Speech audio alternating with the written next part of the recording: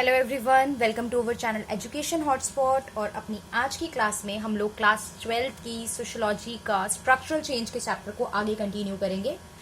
आज पढ़ाई थोड़ी पुराने तरीके से कर रहे हैं, बोर्ड पे आज नहीं कर रहे हैं हम क्लास। आज दोबारा से पुराने वाले तरीके से कॉपी पेन की हेल्प से हम लोग क्लास ले रहे हैं। होप आप लोगों को सारी चीज़ें समझ में आएंगी, और बाकी कुछ डाउट होगा तो you can ask in the comment box. अपनी प्रीवियस क्लासेस में हम लोग क्या क्या देख चुके हैं। देखिए, स्ट्रक्चरल चेंज के बारे में हम लोग कॉलोनिज्म का कंसेप्ट देख चुके हैं, हम लोग अर्बनाइजेशन की बात कर चुके हैं, हम लोग इंडस्ट्रियलाइजेशन का बेसिक देख चुके हैं। तो अब यहाँ पे हम लोग बात करने वाले हैं इंडिपेंडेंट इंडिया के कंसेप्ट को लेके। हम लोग, आपको पता है, कॉलोनिज्म की बात कर रहे हैं। देखिए, colonialism we are not studying in history. यहाँ पे जो हम कॉलोनिज्म पढ़ रहे हैं ना, that we are doing in sociology. तो इसीलिए कॉलोनिज्म मतलब ब्रिटिशर कैसे आए, उन्होंने क्या क्या राज करा, उनकी एक डिफरेंट तरीके की एक्सप्लॉयटेशन, ये सब हमने यहाँ पे डिस्कस नहीं करा है। ठीक है, आप समझिए कि हम टॉपिक को पढ़ के सब्जेक्ट में रहे हैं। तो हमने सोशियोलॉजिकल एस्पेक्ट वाली सारी चीजें करी। टी प्लांटर्स के साथ हमने देखा कैसे ब्रिटिशर एक्सप्लॉयट कर रहे थे। एग्रीकल्चर में ब्रिटिशर का एक्सप्लॉयटेशन आपको बहुत अच्छे से पता है। गांधी जी के आने के बाद पे 3 मेजर मूवमेंट चलाए गए थे, राइट। वो किस लिए थे? 3 मेजर मूवमेंट, जिनमें से 2 आपके पीजेंट के लिए थे।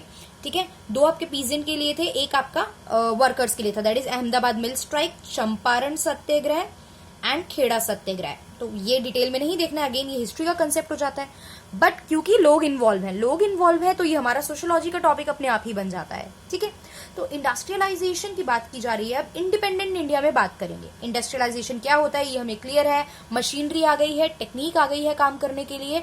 क्योंकि we are under the Britain, we are a colony of Britain, तो बाहर टेक्निक आ चुकी है और हम पे उसका इन्फ्लुएंस देखने को मिल रहा है। बट क्योंकि ब्रिटिशर यूज कर रहे हैं तो they will use in their benefit, और इंडियंस का क्या होगा? एक्सप्लॉयटेशन, जो अब तक होता आ रहा था।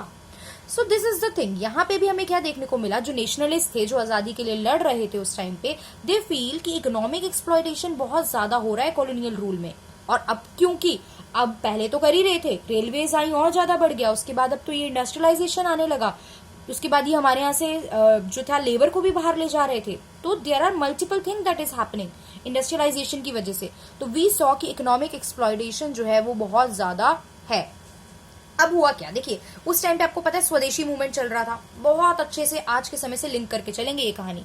स्वदेशी मूवमेंट चल रहा था, मतलब बॉयकॉट ब्रिटिशर, ब्रिटिश प्रोडक्ट को बॉयकॉट करो, इंडियन चीजों को अडॉप्ट करो, सब चीजें। अच्छा चला था ये मूवमेंट, काफी सक्सेसफुल रहा था। बॉयकॉट करा गया चीजों को, इंडियन चीजों को अडॉप्ट किया, खादी पहनो, इंडियन प्रोडक्शन में अच्छा करो, ये सब चीजें। तो इससे क्या शो हो रहा था? नेशनल इकोनॉमी के लिए लॉयलिटी। जैसे आज की बात पे आ जाइए, आज की बात पे क्या चल रहा है भाई? बॉयकॉट चाइना, चाइना को बॉयकॉट करो। सब कोई जाके बॉर्डर पे तो लड़ नहीं सकता, बट अपने पार्ट पे आप क्या कर सकते हो? आप वॉलेट के सहारे लड़ सकते हो। ठीक है, चल रहा है ना ये ट्रेंड, बॉयकॉट करो China, China product, Chinese app ban हो चुके हैं, 59 एप्स जो हैं वो बैन हुए हैं अभी कल। तो ये सारी चीजें क्या है? ये है अपनी नेशन की इकोनॉमी को स्ट्रेंथन करने के लिए। ठीक है, अब देखिए, सब अभी से कनेक्ट कर रही हूँ, बहुत अच्छे से समझ में आएगा आपको। अगर एग्जाम में क्वेश्चन आता है तो आप बिल्कुल ये वाला एग्जाम्पल, आज के प्रेजेंट टाइम का एग्जाम्पल आप इसमें लिखेंगे। पुवर्टी इरेडिकेट हो सकती थी, ये बात नेशनलिस्ट को समझ में आई। कैसे हो सकती थी? रैपिड इंडस्ट्रियलाइजेशन से। आप इंडस्ट्रियलाइजेशन करो, इंडस्ट्रीज लगाओ, ग्रोथ करो, ग्रोथ होगी, और ग्रोथ होगी, बिजनेस चलेगा, काम मिलेगा, सबको काम मिलेगा सोसाइटी में, तो सोशल इक्वालिटी आएगी। मतलब रिसोर्सेज लोगों तक पहुंचेंगे, लोग काम कर पाएंगे, जॉब अपॉर्चुनिटीज मिलेंगी, तो काम होगा लोगों के पास। ओके, अब इसको कनेक्ट कीजिए। बॉयकॉट चाइना मूवमेंट चल रहा है, ठीक है। उससे पहले क्या बात हुई थी? एक मूवमेंट आया था आत्मनिर्भर भारत का। अगर आपको अच्छे से याद हो तो आत्मनिर्भर भारत की बात चल रही है यहाँ पे, सेल्फ रिलायंट इंडिया की बात चल रही है कि हम इतने वेल ऑफ हो जाएं कि हम प्रोडक्शन अपने यहाँ पे खुद कर सकें। तो उसका मतलब तो यही है ना, इंडस्ट्रियलाइजेशन आ सके। हमारी गवर्नमेंट, प्राइम मिनिस्टर ने अपनी एक स्पीच में क्या कहा था? प्राइम मिनिस्टर ने अपनी स्पीच में कहा था, we have to do local को वोकल। लोकल को वोकल मतलब क्या था? इंडस्ट्रियलाइजेशन, आत्मनिर्भर बनो, ये चीज थी। तो ये उस टाइम से लिंक करो। उस टाइम जब हम आजाद नहीं थे, जब चीजें नहीं थी, ब्रिटिशर थे प्रॉपरली, तो बात क्या की थी कि अगर आप स्वदेशी मूवमेंट में पार्टिसिपेट कर रहे हो, आप बॉयकॉट करने में फोकस कर रहे हो, तो वहां पे लॉयल्टी दिख रही है आपकी नेशन की इकोनॉमी के लिए, जैसे आज चाइना के लिए करके आप लॉयल्टी दिखा रहे हो अपने नेशन के लिए। ठीक है, उसकी तरह से क्या कहा गया कि पॉवर्टी हट सकती है, पॉवर्टी जा सकती है अगर इंडस्ट्रियलाइजेशन बहुत अच्छे से हो जाए तो उससे ग्रोथ भी आएगी और सोशल इक्वालिटी भी होगी। अब इंडस्ट्रियलाइजेशन से मतलब क्या है? इंडस्ट्रियलाइजेशन से मतलब है बड़ी मशीनरी पे फोकस करा जाए, बड़ी बड़ी हैवी मशीनरी लगाई जाए। पब्लिक सेक्टर मतलब गवर्नमेंट, देखो उस टाइम पे पब्लिक सेक्टर ही काम करता था, अभी आजादी से थोड़े पहले की बात हो रही है, ये हम आजाद नहीं हुए हैं, तो प्राइवेट सेक्टर नहीं था। प्राइवेट सेक्टर कब आया, कैसे आया, आगे के चैप्टर में हमें करना है। प्राइवेट सेक्टर नहीं था, प्राइवेट सेक्टर काम नहीं कर रहा था, तो पब्लिक सेक्टर के एक्सपेंशन की बात की गई कि पब्लिक सेक्टर को हम लोग इंक्रीज करेंगे, बढ़ावा देंगे। ठीक है, वहीं आज बात की जाए तो देखिए आज इस कोरोना के टाइम पे सिचुएशन ऐसी चली है, तो मेजर हम लोगों ने एमएसएमई पे फोकस करने की बात की है ना, क्योंकि हैवी बल्क इंडस्ट्री, इतना इंडस्ट्रियलाइजेशन है नहीं, तो जितनी भी माइक्रो स्मॉल मीडियम एंटरप्राइजेस हैं, what is MSME, micro small medium enterprises हैं, इनको फोकस करो, इनको प्रमोट करो, ठीक है, ताकि ये ग्रो करें। ये ग्रो करेंगी, इकोनॉमी में ऑटोमेटिकली ग्रोथ जो है वो अपने आप देखने को मिल सकती है आपको। ये कहानी हमने देखी। अब नेहरू जी के हिसाब से, नेहरू जी के विजुअलाइजेशन देखिए, आजादी के जस्ट टाइम पे आपको पता है Nehru ji was the first prime minister of the independent India. तो नेहरू जी के अकॉर्डिंगली क्या कहा गया कि स्टील प्लांट पे हम लोग फोकस करें, डैम्स कंस्ट्रक्शन पे फोकस करें, पावर स्टेशन पे फोकस करें। दीज आर द थिंग्स जिन पे हमें फोकस करना चाहिए, जिससे एम्प्लॉयमेंट जनरेट होगी, कंट्री की ग्रोथ भी दिखेगी, हमें इंप्रूवमेंट देखने को मिलेगी। ठीक है, उसके बाद यहाँ पे बुक में जस्ट एक नाम यूज हुआ है भाखड़ा नांगल डैम का, इसके बारे में थोड़ी इन्फॉर्मेशन मैंने लिख दी है, बुक में डिटेल नहीं बताई है, बस ये बताया है कि नेहरू जी ने इसकी इंपॉर्टेंस के बारे में बात करी थी। When Nehru ji visited this dam उस टाइम पे, तो नेहरू जी ने इस डैम की इंपॉर्टेंस की बात की थी कि ये डैम इज इंपॉर्टेंट, क्योंकि वो डैम कंस्ट्रक्शन के फोकस पे बात ही कर रहे थे। तो अब ये डैम की थोड़ी सी इन्फॉर्मेशन आप लोग जान लीजिए, बिकॉज नेम यूज हुआ है तो पता होनी चाहिए। ये सेकंड टॉलेस्ट डैम है एशिया में, टहरी डैम के बाद, मतलब नंबर फर्स्ट पे टहरी डैम है, सेकंड पे आपकी भाखड़ा नांगल डैम है। कहाँ पे है? पंजाब एंड हिमाचल प्रदेश के बॉर्डर पे है। कौन सी रिवर पे बनी है? ये सतलज रिवर पे बनी है। और ज्यादा जानना है, इफ यू आर इंटरेस्टेड, अगर आपको चीजों को जानना है तो आप इन दोनों डैम के बारे में नेट पे डिटेल में देख सकते हो, इन्फॉर्मेशन अवेलेबल होगी सारी आपके पास। फिर आपकी बात आती है, मैंने बोला था बॉक्स की डिटेल इज ऑल्सो इंपॉर्टेंट। आप कहानी पढ़ के बॉक्स छोड़ दो तो बॉक्स में ही आधी कहानी छुपी है, आधे एग्जाम्पल छुपे हैं। तो ये आई गेस बॉक्स 1.9 की डिटेल है, that is national planning committee. आपके बॉक्स 1.9 में मेंशन है, यहाँ पे देख के आप पूरा बॉक्स रीड कर सकते हो। क्या हुआ? नेशनल प्लानिंग कमेटी बनी। प्लानिंग से समझ में आ रहा है, प्लान करेगी। नेशनल है तो नेशन को लेके प्लान करेगी। क्या प्लान करेगी? कि नेशन में कैसे ग्रोथ होगी, हमारे नेशन में कैसे डेवलपमेंट हो सकती है।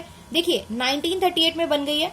आजाद थे क्या हम 1938 में? नहीं थे, बट आजादी के लिए बहुत मतलब स्ट्रांगली लड़ रहे थे, डिमांड रख रहे थे अपनी। वी वांट कि हमें आजाद कर दो फुल्ली, आधी अधूरी आजादी नहीं, फुल फ्रीडम दो हमें, पूर्ण स्वराज दो। ठीक है, पूर्ण स्वराज।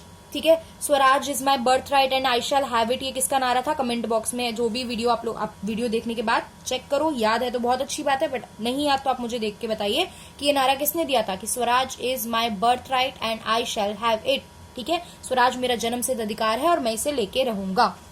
ये बात यहाँ पे चलने लग गई थी, इसलिए 1938 में कमेटी बनाई गई, नेशनल प्लानिंग कमेटी, जिसके चेयरमैन नेहरू जी को बनाया गया और इसके एडिटर थे केटी शाह। 1939 से इसने काम स्टार्ट करा, लेकिन नेहरू जी को अरेस्ट कर लिया गया, इसलिए काम बहुत ज्यादा कुछ चीजें देखने को नहीं मिल पाई। ठीक है, ब्रिटिशर के अगेंस्ट जा रहे हो, प्लानिंग खुद करने की बात कर रहे हो, अंडर ब्रिटिशर हो, आजाद हुए नहीं हो, तो ब्रिटिशर आराम से करने देंगे क्या काम? पकड़ा, जेल में डाल दिया, नेहरू जी जेल पहुंच गए, काम नहीं हुआ अच्छे से अभी इस चीज का।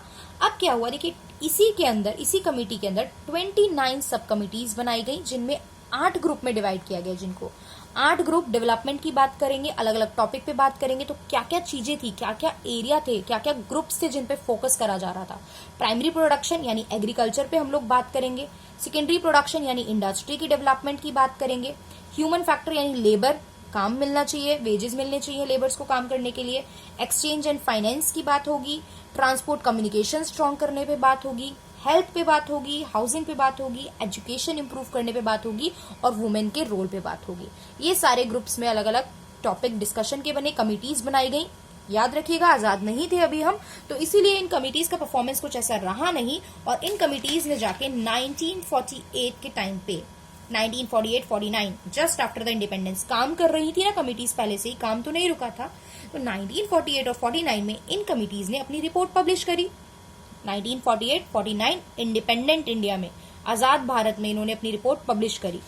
प्लानिंग कमीशन बनाई गई 1950 में। देखो प्लानिंग कमीशन शॉर्ट में जानना है बस क्या था।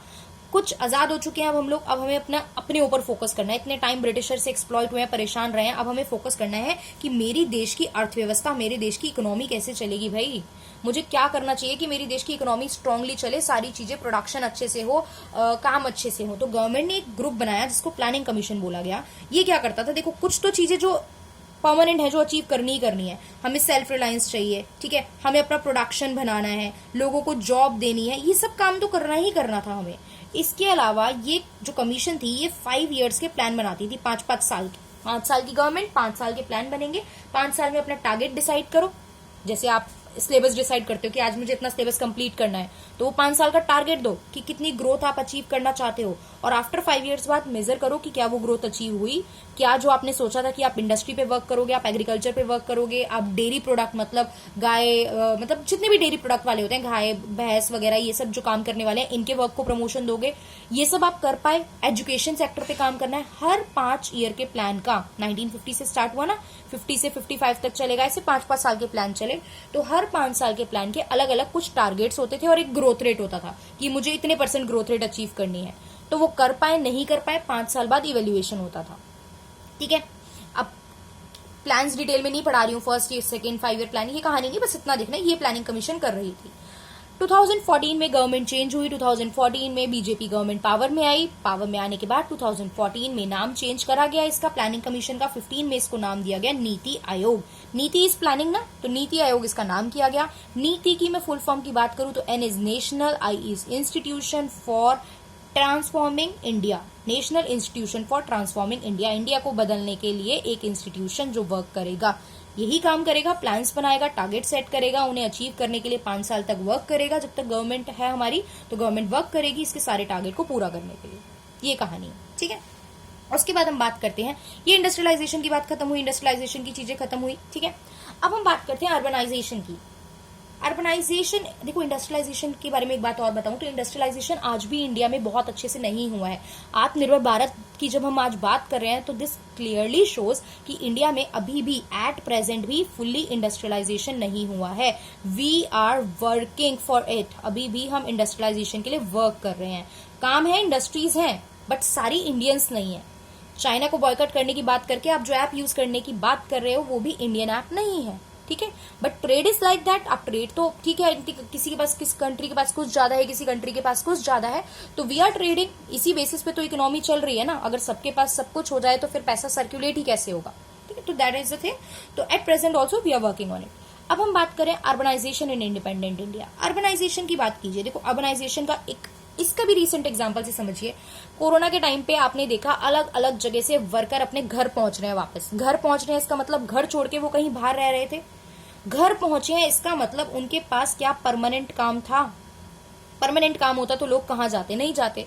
परमानेंट काम नहीं था, परमानेंट हाउसिंग फैसिलिटीज नहीं होंगी उनके पास, इसका मतलब बाहर की कंट्री में आज भी बहुत सारे टेम्परेरी वर्कर रह रहे हैं, माइग्रेंट वर्कर रह रहे हैं, टेम्परेरी वर्कर हैं, जिनकी सिक्योरिटी इन द सेंस ये नहीं पुलिस और गार्ड लगा दो उनके लिए, सिक्योरिटी मतलब सोशल सिक्योरिटी, इकोनॉमिक सिक्योरिटी अभी भी उतनी ज्यादा नहीं थी, जिस वजह से ऐसे टाइम पे जब एक आपदा का समय आया, एक ऐसी सिचुएशन आई, तब वो मजबूर हो गए कि वो अपने टाउन से वापस शिफ्ट कर जाए, ठीक है। वो माइग्रेंट जितने भी बाहर आए थे वो सब वापस चले गए।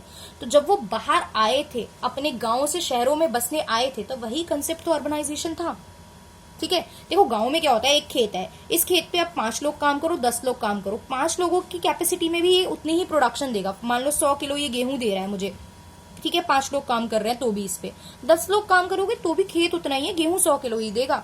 तो ये 5 लोग क्या कर रहे हैं, कुछ भी नहीं ना। इस टाइप को क्या कहते हैं, डिस्गाइज्ड अनएम्प्लॉयमेंट। ये काम ही नहीं कर रहे हैं ना, अनएम्प्लॉयमेंट ही है, डिस्गाइज्ड अनएम्प्लॉयमेंट कहते हैं इसको। तो ये डिस्गाइज्ड अनएम्प्लॉयमेंट पीपल है, ये एम्प्लॉयड नहीं है, लोग अभी भी अनएम्प्लॉयड है। इसलिए क्या होता था, ऐसे केसेस बहुत ज्यादा हो रहे थे।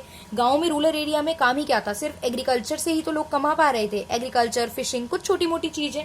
तो इस वजह से लोगों ने बाहर आना स्टार्ट करा। बाहर क्या था, टाउन इस्टेब्लिश होने स्टार्ट हुए, सिटीज स्टार्ट हुई। कैसे, जहां पे सारी चीजें, फैसिलिटीज अवेलेबल हो गई, जरूरत के हिसाब से लोगों ने डेवलपमेंट स्टार्ट की, कनेक्टिविटी, रोड बनानी स्टार्ट की, ट्रांसपोर्टेशन का सिस्टम थोड़ा सा अच्छा करा, आसपास में नियर बाय हेल्थ फैसिलिटीज के लिए हॉस्पिटल्स ओपन होने लगे, एजुकेशन के लिए स्कूल होने लगे। तो ये पर्टिकुलर चीजें क्या बन जाती हैं, अर्बन अर्बन सिटी, टाउन बन गया। तो अब जब गांव में इस टाइप की चीजें देखने को मिलने लगी, लोगों को लगा we do not have proper opportunities, हमारे पास प्रॉपर अपॉर्चुनिटीज नहीं है, तो the people start moving to the urban areas, लोग मूव करके आ गए अर्बन एरियाज में। तो यही कंसेप्ट क्या था, अर्बनाइजेशन था। इतनी बात हमें समझ में आई? ठीक है, कुछ मतलब मुश्किल नहीं है अर्बनाइजेशन का मतलब समझना। तो अर्बनाइजेशन चलता आ रहा था, आज भी है। हम आप अगर देखें तो हमारी भी फैमिली के नेटिव रूल्स बहुत सारे आज भी रूरल एरिया से होंगे। हमारे दादा दादी, उनके मदर फादर तो हैं, हम देखेंगे कहीं ना कहीं किसी न किसी नेटिव प्लेस गांव से कहीं ना कहीं बिलोंग करते होंगे। ठीक है, तो वो चीज है। तो उसके बाद एक जनरेशन आके बाहर सेटल हुई, देन जनरेशन आफ्टर जनरेशन लोग बाहर रह रहे हैं। ठीक है, अब एक पर्सन है, सोशोलॉजिस्ट हैं राव करके, इन्होंने क्या कहा, इंडिया के बहुत से विलेजेस जो है ना वो अर्बनाइजेशन से इन्फ्लुएंस हुए थे आजादी के जस्ट बाद।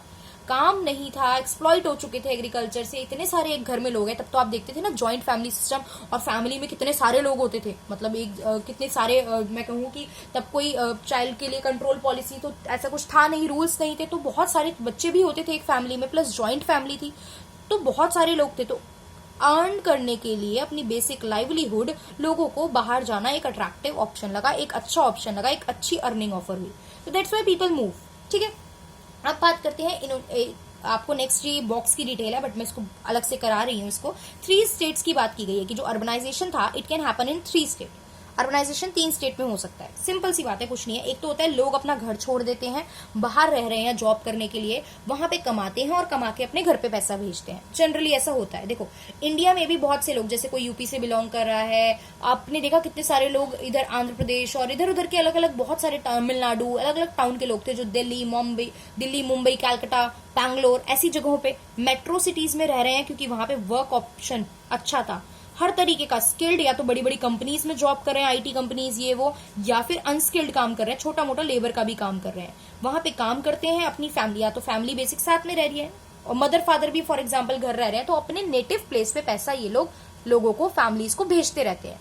अब ये सिर्फ इंडिया में नहीं होता, बहुत से लोग, मोस्टली आजकल हर सेकेंड फैमिली में से एक पर्सन अब्रॉड सेटल है।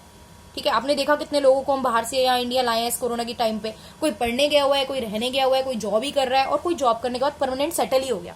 तो वो भी यहाँ पे अपने टाउन में, मतलब अपने एरिया में बहुत ज्यादा पैसे देखते हैं, भेजते हैं। लाइक आप बात करो पंजाब की, तो पंजाब में देयर इज अ ट्रेंड कि वहां पे लोग जनरली जाके क्या होता है, कनाडा जाके पढ़ाई कर रहे हैं, कनाडा जाके सेटल हो रहे हैं, जॉब कर रहे हैं, तो वहां से वो लोग पैसा भेज रहे हैं अपनी फैमिली को। वो फैमिली पैसा अपने डेवलपमेंट में लगा रही है। अब घर देखो, आजकल गाँव नहीं बचे हैं। इफ यू विल गो, आप जाके देखो, शहर के मुकाबले एक तो स्पेस उनके पास ज्यादा है, ऊपर से घर इतने बढ़िया बढ़िया वहां पे बना रहे हैं लोग आज की डेट में, तो वो कहीं से भी कमी नहीं लगती है चीजों की। तो इन्वेस्टमेंट बहुत ज्यादा, ये लोग जो चले गए हैं, जो अच्छा कमा रहे हैं, ये अपनी फैमिली को भेजते हैं, उससे इन्वेस्टमेंट होती है। ठीक है, तो यहाँ पे इस तरीके से ये लोकल एरिया, उस टाउन में इन्वेस्टमेंट भी बहुत ज्यादा देखने को मिलती है इनकी। बात करते हैं इसके अलावा दूसरा तरीका। अब क्या हुआ, कुछ रूरल एरियाज या विलेजेस के आसपास ही आपने इंडस्ट्रियलाइजेशन कर दिया, अर्बनाइजेशन की जरूरत हुई, लोगों को रहना पड़ा, तो कुछ लोगों के तो घर हटाए पूरे वहां से, कुछ लोगों की लैंड ले लिया आपने, आधी आधी जमीन ले ली। अब इसके बदले में उन्हें भी तो आप, वो भी तो चाहेंगे भाई हमें घर कहाँ मिलेगा, हमारा घर आप ले रहे हो तो हमें भी तो घर, मार्केट, यहाँ पे बिजनेस, दुकान चाहिए एक छोटी सी, हम भी दुकान लगा के यहाँ पे बैठेंगे। तो ये चीज भी हो रही थी। तो ये भी एक अर्बनाइजेशन, इस तरीके से भी अर्बनाइजेशन देखने को मिला।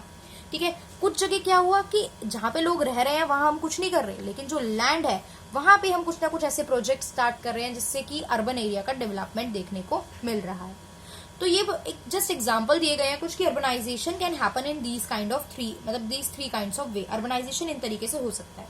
आप भी आज की डेट में देखते हो, आप आज के प्रेजेंट टाइम में भी देखो ना, तो अर्बनाइजेशन आपको देखने को मिल जाएगा आसपास। ठीक है, फॉर अर्बनाइजेशन क्यों, urbanisation for better career option, मतलब क्यों कर रहे हैं लोग, कैरियर ऑप्शन के लिए कर रहे हैं। अभी की सिचुएशन को हटा दो ना, कोरोना भी तो उल्टा हो गया, अभी तो लोग वापस चले गए हैं। ठीक है, बट जनरली कैरियर ऑप्शन के लिए कर रहे हैं, अच्छे रहन सहन के तरीके के लिए, बेटर स्टैंडर्ड ऑफ लिविंग के लिए, एजुकेशन के लिए। ठीक है, तो ये सारी चीजों की वजह से लोग जनरली क्या कर रहे हैं, अर्बनाइजेशन देखने को मिलता है। अगर आपसे पूछा जाए व्हाई अर्बनाइजेशन प्रिवेल, या why there is a need to move from one city to another, या वन कंट्री टू अनदर, तो these are the reason. Okay, अब हमने चैप्टर हो गया हमारा, सारे टॉपिक हो गए, सारी कहानी देख ली, अर्बनाइजेशन डिटेल में देखा, इंडस्ट्रियलाइजेशन देखा, ड्यूरिंग ब्रिटिश टाइम देखा, आफ्टर ब्रिटिश टाइम देखा। अर्बनाइजेशन एंड इंडस्ट्रियलाइजेशन जो है ये 2 कंपोनेंट है कॉलोनिज्म के। कॉलोनिज्म ब्रिटिश इंडिया, ब्रिटिशर ने ही ये अर्बनाइजेशन, ब्रिटिशर के टाइम पे ही अर्बनाइजेशन और इंडस्ट्रियलाइजेशन देखने को मिला। उसके बाद फिर हमने अपने तरीके से इसको करना स्टार्ट करा। ठीक है। तो जब मैं अर्बनाइजेशन और इंडस्ट्रियलाइजेशन की बात कर रही हूँ अंडर कोलोनिज्म, तो इसका मतलब सिर्फ ये नहीं है कि सिर्फ प्रोडक्शन करना, प्रोडक्शन हो रहा है, मशीन्स आ रही हैं, जैसे कि इंडस्ट्रियलाइजेशन में होता है, टेक्नोलॉजिकल इनोवेशन हो रहा है, मशीन हैवी मशीनरीज आ रही हैं, ठीक है, सेटलमेंट कैसे हो रहा है, एक जगह से दूसरी जगह लोग मूव कर रहे हैं। सिर्फ इतनी ही बात नहीं है, it is about a way of life, रहने का तरीका, जीवन जीने का तरीका। और क्योंकि ये वे ऑफ लाइफ है, दैट्स वाई आप इसे सोशियोलॉजी में पढ़ रहे हो। अदरवाइज ये कहानी तो हिस्ट्री में पढ़ाई जाती है, आपको 6 से लेके स्टार्ट कर दिया जाता है, ये राजा वो राजा, ये आया वो आया, इस तरीके से आपको सब बताई जाती है, माइग्रेशन के बारे में बताया जाता है, but it is a way of life. That's why ये कंसेप्ट आपने यहाँ पे सोशियोलॉजिकल एस्पेक्ट से पढ़े हैं। आई होप आपको चैप्टर क्लियर हो गया होगा। नेक्स्ट क्लास में अब हम लोग अगला चैप्टर स्टार्ट करेंगे इसका। इस चैप्टर में अगर आपको कोई भी डाउट है, आप पूरी एनसीईआरटी रीड करिए, सारे बॉक्स जो भी हैं, do not leave any box, आप पढ़िए। एक्टिविटीज हैं, आई नो कुछ एक्टिविटीज जो है आप नहीं पॉसिबल है आपकी कर पाओगे, जाके कहीं से पूछना, ये करना वो करना, but still read each and every word of NCERT, do not miss any word. Activity हो, बॉक्स में ट्राई करती हूँ सारे बॉक्स आपके मैं कवर करवा दूं, बट स्टिल आपको लग रहा है कुछ चीज रह गई है, कुछ टॉपिक रह गया है, कुछ वर्ड का मतलब नहीं आ रहा है इन द वीडियो और फ्रॉम योर बुक और something extra related to this kind of topic, तो आप कमेंट बॉक्स में करके अपना डाउट पूछ सकते हो। Okay, that's all for today. Thank you for watching the video.